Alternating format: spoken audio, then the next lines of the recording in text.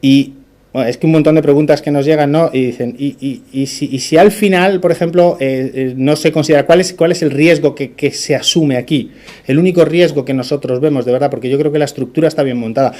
Otro elemento importante es decir que estas actividades de financiación de la investigación y el desarrollo no provienen solamente de la normativa española, que lo recoge la ley del impuesto sobre sociedades en cierta manera, sino que la propia Comisión Europea, en un informe ejecutivo que tiene por ahí, dice que, porque esto al final dice, es una ayuda de empresa, es una ayuda de Estado, pues sí, es una ayuda de Estado, pero está recogido y está verificada y validada por la propia Comisión Europea. Dice que los Estados podrán apoyar este tipo de iniciativas, incluso con ayudas de Estado, porque al fin y al cabo no es ni más ni menos que ceder unos créditos fiscales de una sociedad que posiblemente no los vaya a utilizar nunca a sociedades que realmente tendrían que pagar impuestos.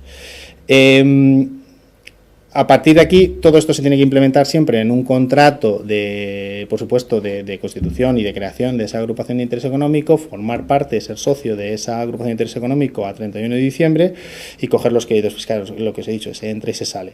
¿Qué es lo que ocurre? Porque tú dices, oye, pero vamos a ver, ¿y esos proyectos de investigación y desarrollo que están allí dentro de la agrupación de interés económico, qué ocurre con ellos? Y la financiación que han hecho los promotores del proyecto, pues ¿qué ocurre con ellos?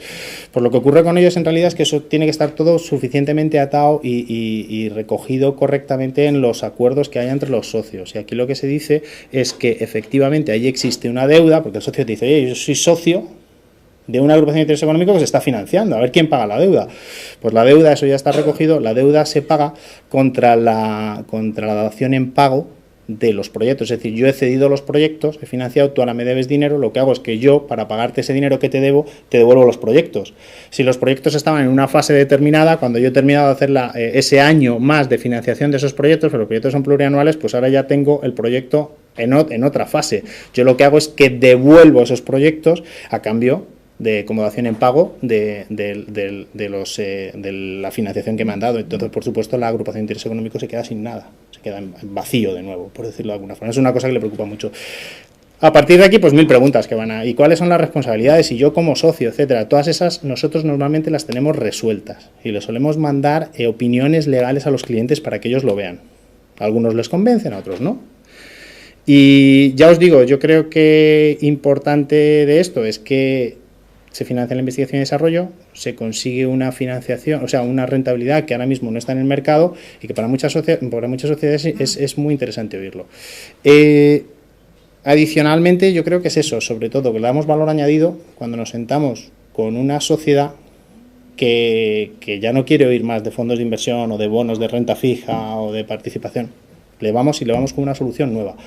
Y normalmente, por regla general, eso ya os lo digo por experiencia, pues a los directores financieros y a los directores de impuestos de las sociedades les gusta mucho oír esto. O sea, no es tiempo perdido muchas veces, aunque luego no participen. Les gusta oírlo y valoran que hayamos ido a contárselo. A partir de aquí, pues me imagino que habrá muchas preguntas. Es complicado intentar explicarlo todo en un rato porque no es un incentivo sencillo. Pero yo creo que funciona y que si lo miráis, si miráis las consultas, si miráis la presentación con un poquito más de detalle, entenderéis cómo funciona.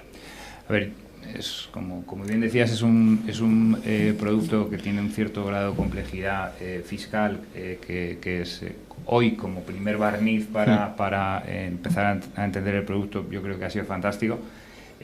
No sé si nos va a dar tiempo para hacer alguna pregunta. A mí solo me gustaría... Permito 5 minutitos si hay preguntas.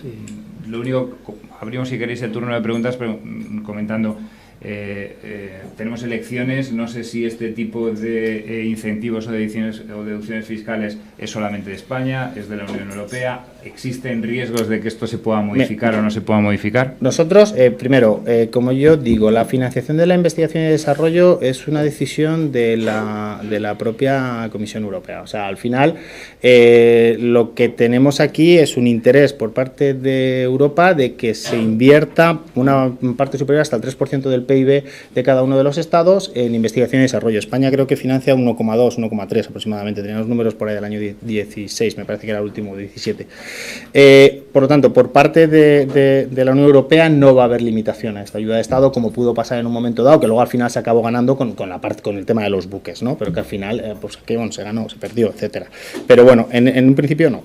Luego, segundo, esto está sustentado en la propia ley del impuesto sobre sociedades. O sea, tanto el artículo que que regula la deducción por investigación y desarrollo, como el de las imputaciones de las bases imponibles y las deducciones de la agrupación de interés económico, están ahí y no se ha hablado en ningún momento de que eso se vaya a modificar. Eso lleva existiendo hace muchísimo tiempo y no han hablado de limitar nunca o de reducir la deducción, que han eliminado todas excepto la deducción por investigación y desarrollo.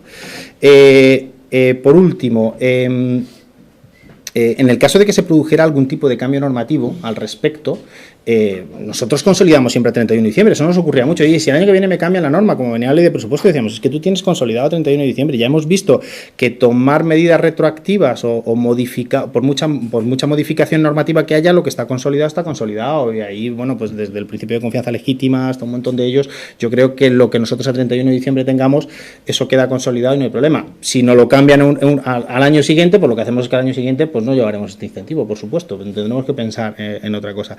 Y por último, y más importante, porque muchas veces, esto es otra pregunta que nos surge mucho de los clientes, es, oye, pero ¿y si me llama Hacienda? Bueno, si me llama Hacienda, lo primero es que esto está perfectamente documentado y tú tienes un expediente con una consulta tributaria, lo primero de ellos, donde tú vas y dices, yo he hecho esto, no hay ningún problema.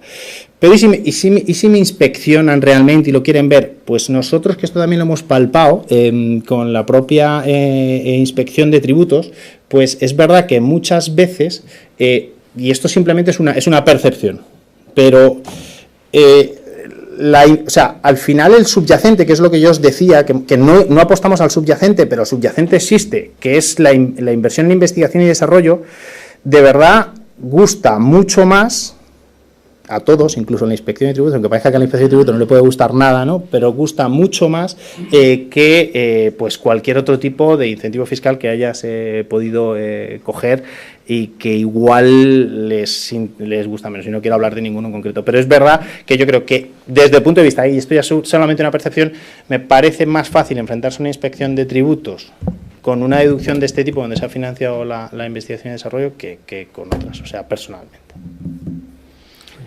Pues, si alguno de vosotros tiene alguna pregunta sobre... Parece que es muy claro, ¿no? Bueno, no. Muy bien explicado, pese a lo complejo que es. Yo he tomado varias notas. Entiendo que aparte de... O sea, el único riesgo que hay aquí además es el de la propia inversión, ¿no? Al final tú entras en una IE, si el proyecto fracasa, pues... No, lo que pasa es que es eso. Tienes, pero no, claro, no pero como... A ver, al final, lo que hemos dicho, nosotros financiamos a fondo perdido, por lo tanto a mí me da igual. Si es que el dinero que yo estoy poniendo es gasto en investigación y desarrollo, que es que son proyectos reales de investigación y desarrollo, de muchas veces ensayos en fase clínica, de lucha contra el cáncer. O sea, ese dinero efectivamente desaparece porque se gasta allí. Y yo lo que cojo simplemente, o sea, como yo recupero la inversión, es vía esa cesión de los créditos fiscales que en realidad tienen las promotoras del proyecto y que dicen, a ver, si yo estoy luchando por una cura contra el cáncer, que el día de mañana me puedo comprar una gran farmacéutica por 400 millones de euros, o sea, está muy bien tener créditos fiscales, pero es primero, yo no sé si el 80% de los proyectos de investigación y desarrollo me parece que acaban quebrando. Por lo tanto, ellos dicen, o sea, si ni tan siquiera les dejan activar los créditos fiscales a las startups. Si es que es así, pues dicen, si es que yo no sé si al final vas a utilizar estos créditos fiscales, no quiero que lo tengas en el activo, ¿no? Los auditores muchas veces se lo limitan. Entonces dicen, hombre, pues ¿qué hago con esos créditos fiscales? Pues los puedo ceder a cambio de financiación. Y es como funciona. Es verdad que ellos están jugando, por decirlo así, a investigación y desarrollo y no a planificación fiscal. Entonces dicen, bueno, pues oye, pues si yo al fin y al cabo saco este proyecto adelante, voy a tener una rentabilidad muchísimo más alta y aunque el día que gane dinero pudiera haber aprovechado estas bases imponibles negativas, estas deducciones que tenía aquí, pues en realidad tampoco me son prácticas. Ahora prefiero ceder estos créditos fiscales ahora a cambio de financiación para poder seguir adelante con los proyectos. Entonces, pues yo creo que el único riesgo real es que al final no me califiquen los gastos que se han producido allí como de investigación y desarrollo. Pero por eso hemos dicho que a nosotros nos gusta mucho la parte biotech. Yo ahí sí que le daría más importancia a la parte biotech que a otras. Pero también es mi opinión personal. Yo no soy experto ni soy certificador de investigación y desarrollo, pero siempre nos ha parecido que efectivamente el biotech y los ensayos en fase clínica muchas veces tienen más facilidad de certificación y se acaban considerando más como investigación y desarrollo que otros proyectos de investigación.